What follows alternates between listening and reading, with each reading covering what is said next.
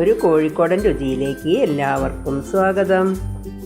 പപ്പായ കൊണ്ട് സോപ്പ് ഉണ്ടാക്കുന്ന ഒരു വീഡിയോ ആണ് ഇട്ടൊന്ന് ഞാൻ ഇട്ടിട്ടുള്ളത്. ഈ സോപ്പ് ഉണ്ടാക്കാൻ ഇത്ര വലുപ്പത്തിലുള്ളൊരു പപ്പായയാണ് ഞാൻ എടുത്തിട്ടുള്ളത്.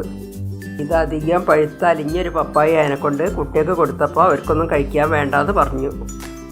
അപ്പം ഞാൻ വിചാരിച്ചെന്നാൽ ഇത് ഒഴിവാക്കണ്ട, സോപ്പ് ഉണ്ടാക്കിയാലോ എന്ന്. ആ 2 കഷ്ണത്തിൻ്റെ ഉള്ളിലും പൾപ്പൊക്കെ എടുത്തിട്ടൊരു ബൗളിലേക്ക് മാറ്റിയിട്ടുണ്ട്. അതിലേക്ക് 1 ടീസ്പൂണ് കടലപ്പൊടിയും ഇട്ട് കൊടുക്കുന്നുണ്ട്. ഈ സോപ്പ് ഉണ്ടാക്കാൻ സോപ്പ് ബേസായിട്ട് 500-ൻ്റെ ഒരു പാക്കറ്റ് കടയിൽ നിന്ന് വാങ്ങിച്ചതാണ് കേട്ടോ. ഈ ഒരു പാക്കറ്റിന് 150 രൂപയാണ് കേട്ടോ വില. ആ പാക്കറ്റിൽ നിന്ന് അതിൻ്റെ പകുതി, അതായത് 250 ഗ്രാമാണ് ഞാൻ ഈ സോപ്പ് ഉണ്ടാക്കാൻ വേണ്ടിയിട്ട് ബേസായിട്ട് എടുത്തിട്ടുള്ളത്. ഇനി ആ സോപ്പ് ബേസൊക്കെ ഇതുപോലെ ചെറിയ കഷ്ണങ്ങളാക്കി മുറിച്ചെടുക്കണം, എന്നാലേ വേഗം അത് മെൽറ്റായി കിട്ടുള്ളൂ. അതവിടെ നിൽക്കട്ടെ. ഇനി ആ പപ്പായൻ്റെ പൾപ്പും ആ കടലപ്പൊടിയും കൂടി നല്ല പേസ്റ്റാക്കി ഒന്ന് അടിച്ചെടുക്കണം. ഈ സോപ്പ് ബേസ് അലിയിച്ചെടുക്കണം. അതിനാദ്യം ഒരു വട്ടപാത്രത്തിൽ കുറച്ച് വെള്ളം അടുപ്പത്ത് വയ്ക്കുക. മറ്റൊരു പാത്രത്തിൽ ഈ സോപ്പ് കഷ്ണങ്ങൾ ഇട്ടിട്ട് അതിൽ ഇറക്കി വയ്ക്കുക വേണ്ടത്. ഇപ്പോൾ ആ പപ്പായൻ്റെ പൾപ്പ് നല്ലോണം മിക്സിയുടെ ജാറിൽ അടിച്ചെടുത്തിട്ടുണ്ട്. അപ്പോൾ ആ സോപ്പ് ബേസ് മെൽറ്റായി വന്നിട്ടുണ്ട്. ഇനി കുറച്ചും കൂടി ഒന്ന് അരിഞ്ഞു വരാനുണ്ട്. അപ്പോൾ ആ സോപ്പ് ബേസ് മുഴുവനായിട്ട് അരിഞ്ഞു വന്നിട്ടുണ്ട്. ഇനി ഗ്യാസ് ഓഫ് ചെയ്യുക. അതിന് ശേഷം ആ പൾപ്പ് അതിലേക്ക് ഒഴിച്ചു കൊടുക്കുക. നല്ലോണം ഇളക്കി യോജിപ്പിക്കുക. ഇനി ഈ സോപ്പ് തേക്കുമ്പോൾ വല്ലാതൊരു ഡ്രൈനെസ് കിട്ടാതിരിക്കാൻ വേണ്ടിയിട്ട് ഞാനിതിൽ 2 വിറ്റാമിൻ ഇ ക്യാപ്സ്യൂളും കൂടി ഇറ്റിച്ച് കൊടുക്കുന്നുണ്ട്. 1 ടീസ്പൂണ് വെളിച്ചെണ്ണ ഒഴിച്ചു കൊടുക്കുന്നുണ്ട്.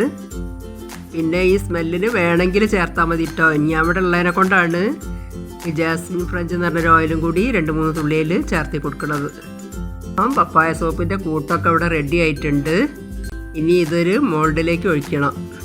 ഞാനിവിടെ ഐസ്ക്രീമിൻ്റെ കപ്പാണ് ഇട്ടോ എടുത്തിട്ടുള്ളത്. മോൾഡ് വാങ്ങിയില്ല. ഈ സോപ്പ് ഉണ്ടാക്കിയിട്ട് നന്നാവുകയാണെങ്കിൽ ഇനി മോൾഡൊക്കെ വാങ്ങിയിട്ട് നല്ലോണം ഉണ്ടാക്കണം. ഇതിപ്പം താൽക്കാലികമായിട്ട് ഉണ്ടാക്കിയതാണ്. ഇതെങ്ങനെയാവുമെന്ന് നോക്കട്ടെ. 4 ഐസ്ക്രീം കപ്പിലേക്ക് ഒഴിക്കാനുള്ള സോപ്പിൻ്റെ കൂട്ടായിലുണ്ടായിരുന്നത് 4 ഒഴിച്ചു കഴിഞ്ഞാൽ പിന്നെ ആ വെച്ച സ്ഥാനത്തിന് നിൽക്കട്ടെ. ഇളക്കാനോ പാത്രം വലിക്കാനോ ഒന്നും പാടില്ല കേട്ടോ. ഞാനിതൊരു 3 മണിക്കൂറൊക്കെ കഴിഞ്ഞിട്ട് കൈകൊണ്ട് തൊട്ട് നോക്കിയപ്പോൾ നല്ലോണം സെറ്റായിട്ട് വന്നിട്ടുണ്ട്. ഈ കപ്പിൻ്റെ ചുറ്റിലേ കുറച്ച് ഓയിൽ എന്തെങ്കിലും തടവി കൊടുക്കണം, പെട്ടെന്ന് ഇളകി പോരാൻ വേണ്ടി. അപ്പോൾ കപ്പിൽ നിന്നൊക്കെ സോപ്പ് 4 എടുത്തിട്ടുണ്ട്. നല്ല ഉറപ്പോട് കൂടിയിട്ടുള്ള സോപ്പാണ് കേട്ടോ കിട്ടിയിട്ടുള്ളത്. 4 എണ്ണമാണ് കിട്ടിയിട്ടുള്ളത്. നാച്ചുറലായിട്ടുള്ള പപ്പായ സോപ്പാണിത്.